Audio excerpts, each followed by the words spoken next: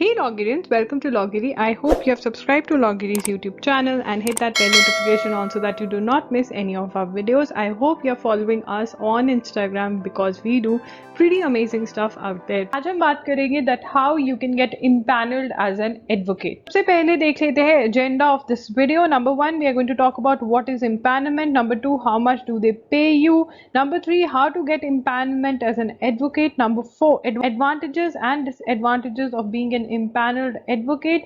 Now, some secret tips for a beginner lawyer planning to get empanelment, things you should do from day one of your practice. This is the most important one because no one is going to tell you about this. These are some of the secrets that we just share with Logirians. So let's get into the video. What is empanelment? देखिए, जो भी organizations होती हैं जिनके बहुत ज़्यादा जिनको legal advice चाहिए होती है, जिनके केसेस बहुत सारे होते हैं ऑन एंड ऑफ, तो क्या करती हैं वो एक ग्रुप ऑफ एडवोकेट्स को, उनके पास एक लिस्ट होती है ग्रुप ऑफ एडवोकेट्स को, वो अपना इम्पैनलमेंट दे देते हैं. इम्पैनलमेंट मतलब आप उनके एडवोकेट बन जाते हो, ठीक है ना, और वो आपको केसेस देते रहते हैं on end of. For example अगर SBI बैंक है, ठीक है ना, तो SBI बैंक देखिए उसकी कितनी सारी ब्रांचेस हैं, कौन कौन से सिटी में हैं, तो SBI बैंक के इम्पैनलमेंट पे कितने सारे एडवोकेट्स हैं, बहुत सारे एडवोकेट्स होंगे जो कहेंगे हम SBI बैंक के लिए अपीयर होते हैं, ठीक है ना, तो वो इम्पैनल्ड हैं. तो इम्पैनलमेंट यही होती है कि जो ऑर्गेनाइजेशंस होती हैं वो अपने एक परमानेंट एडवोकेट, एक नहीं बहुत सारे, एक भी हो सकता है, एक से ज़्यादा भी हो सकते हैं, थाउजेंड्स में भी हो सकते हैं एडवोकेट्स जो इम्पैनल्ड है एक ऑर्गेनाइजेशन के साथ. Right, so appearing on behalf of any organization, be it banks, corporations or companies, in-house legal counsels cannot appear and argue before the court. अब आपका क्वेश्चन ये भी होगा कि देखिए जी, बैंक के अपने एडवोकेट्स भी तो होते हैं, उनके अपने लॉयर्स भी तो होते हैं, जो लीगल काउंसल्स होते हैं, जो वहाँ पे बैठे होते हैं, वो क्या करते हैं, देखिए they can not appear before the court, they can not appear before the court, but वो डे टू डे एडवाइस, जो भी जितने भी कॉन्ट्रैक्ट्स बनने हैं, सब कुछ करना है, इवन जो आपके पास भी फाइल आती है वो ही स्टडी करके आपको भेजते हैं, बट वो कोर्ट के आगे अपीयर नहीं हो सकते. तो उन्हें एक एडवोकेट जो कोर्ट में प्रैक्टिस करते हैं, उन्हें कंपनीज और ऑर्गेनाइजेशंस को, इवन तो उनके पास इन हाउस काउंसल्स हैं, लीगल काउंसल्स हैं, उनको एडवोकेट्स की रिक्वायरमेंट रहती है, ठीक है ना. The organisations have a group of advocates who appear for them, तो ग्रुप ऑफ एडवोकेट्स होते हैं.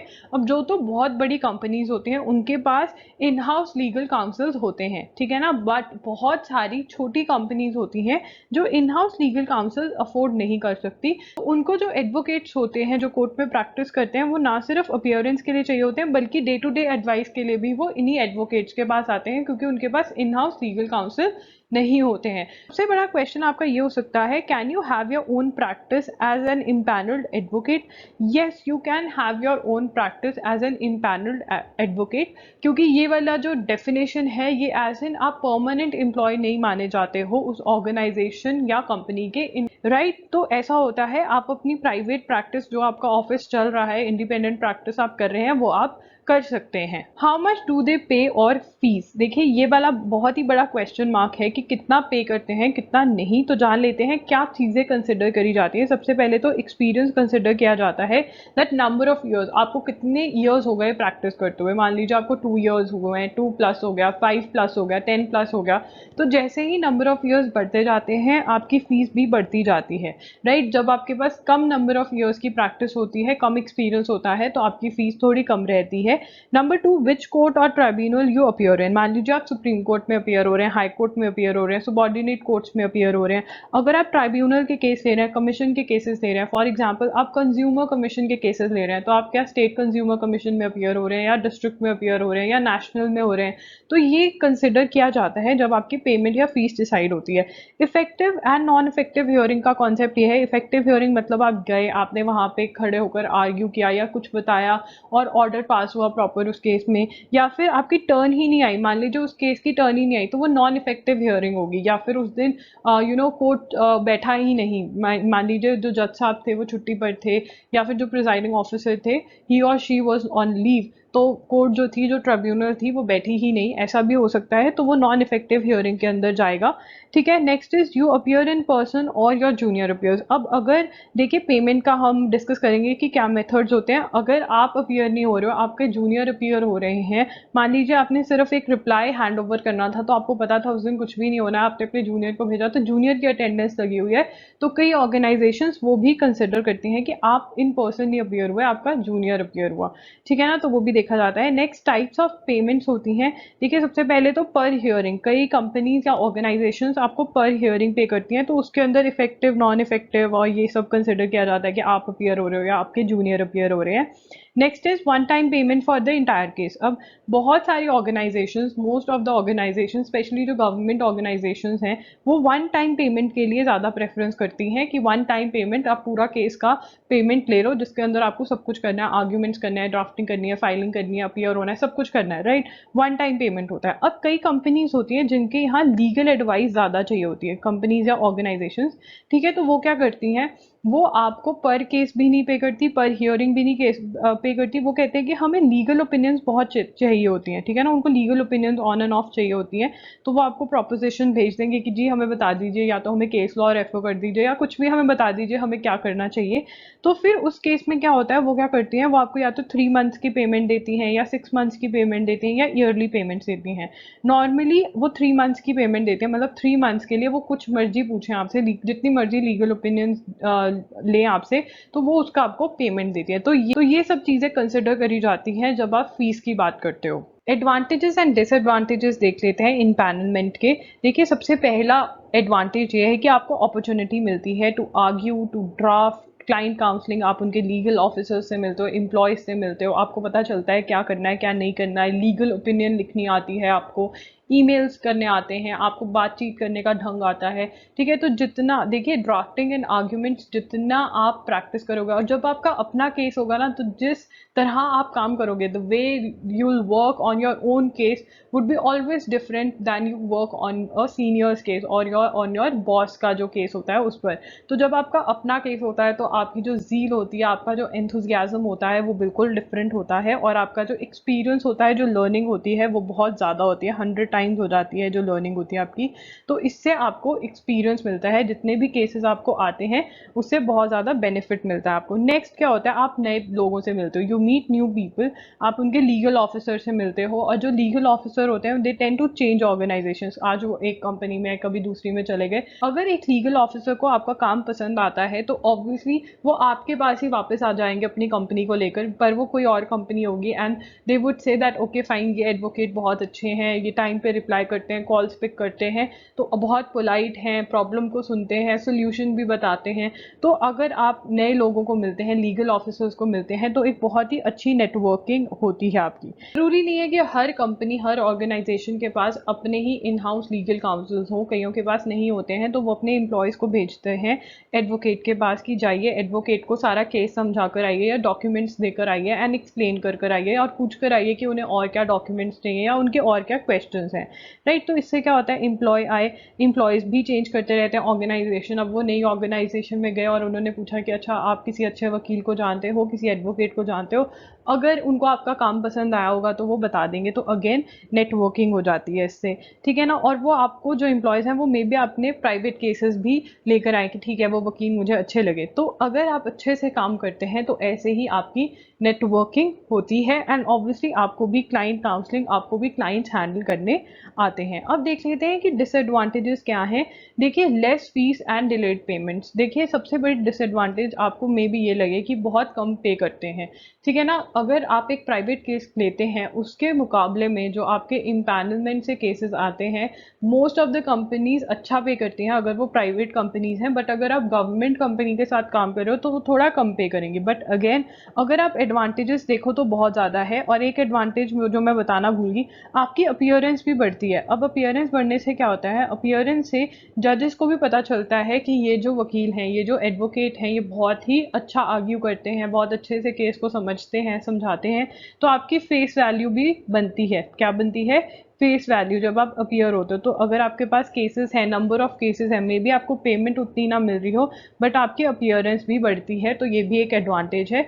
Disadvantage, delayed payments. अब कई कंपनीज होंगी जो आपकी पेमेंट्स को भी डिले करेंगी। नॉर्मली प्राइवेट कंपनीज और गवर्नमेंट कंपनीज में भी, बहुत ज़्यादा कंपनीज में ये प्रॉब्लम नहीं आती, बट कुछ कंपनीज में ये प्रॉब्लम आती है। मोस्टली प्राइवेट कंपनीज आपके बिल्स बहुत आराम से क्लियर कर देती हैं। गवर्नमेंट कंपनीज में उनके पेपर वर्क ज़्यादा होता है, तो इसलिए डिले हो जाता है। Right, next is sometimes have to really work hard to make sure you have all the information and documents that you need. अब आप देखेंगे कि कई बार आप सोचेंगे कि ये पे तो इतना कम कर रहे हैं, बट ज़्यादा काम आपको करना पड़ रहा है। बट अगेन, अगर उसको आप एज अ लर्निंग लोगे तो ज़्यादा बेटर रहेगा। तो क्या होता है कि जो भी एम्प्लॉय होता है उनको ज़्यादा कुछ नहीं पता होता बहुत बारी, तो उससे क्या होता है, आपको ज़्यादा से ज़्यादा बात करनी पड़ती है। मे बी उनको हेड को कॉल करना पड़ता है कि प्लीज़ बता दीजिए केस आने वाला है, मुझे ये डॉक्यूमेंट चाहिए। तो आपको, क्योंकि एक बात याद रखना, it is not about winning और लूजिंग द केस, क्योंकि आपने अपनी फेस वैल्यू बनानी है, तो आपको जो रिक्वायर्ड डॉक्यूमेंट्स और इन्फॉर्मेशन है वो आपके पास होनी चाहिए। आप वहाँ पे खड़े होकर ये नहीं बोल सकते कि मुझे नहीं पता, उनके ऑफिसर ने मुझे बताया नहीं, मैंने तो 100 टाइम्स कॉल किया था, उन्होंने मेरी कॉल नहीं उठाई। देखिए, वहाँ पे अपीयर आप हो रहे हो, फेस वैल्यू किसकी बन रही है, आपकी। वो जो ऑफिसर आपको नहीं बता रहे, उनका कुछ नहीं जाने वाला, आपका जाएगा। तो हाँ, थोड़ा हार्ड वर्किंग काम है, बट अगेन इसके आई थिंक एडवांटेजेस ज़्यादा है। एज अ यंग लॉयर अगर आप इम्पैनल्ड वर्क करने लग जाते हो तो आपको बहुत बहुत बहुत सीखने को मिलता है। हाउ टू गेट इम्पैनलमेंट, देखिए ये बहुत ही बड़ा क्वेश्चन है कि how you should get empanelled. मैं आपको इसके सीक्रेट्स भी बताऊंगी बोनस टिप्स के अंदर, तो वीडियो लास्ट तक देखेगा, फिर आपको ज़्यादा समझ में आएगा। ये बात आपको कोई भी नहीं बताने वाला जो मैं बता रही हूँ। देखिए, हाउ टू गेट इम्पैनलमेंट में सबसे पहले नेटवर्किंग। मैं हमेशा से बोलते आ रही हूँ स्पेशली लॉ स्टूडेंट्स को कि हमेशा अपने क्लासमेट्स के साथ बनाकर रखिए, बिकॉज यही लोग हैं, यही आपके क्लासमेट्स हैं जो डिफरेंट डिफरेंट ऑर्गेनाइजेशंस में जाएंगे और यही आपको काम देंगे। जो आपकी क्लासमेट हैं जो एक कंपनी में काम कर रही हैं और उन्होंने इम्पैनलमेंट ओपन करी है, तो ऑब्वियसली आप उनको अप्रोच कर सकते हैं एंड बता सकते हैं।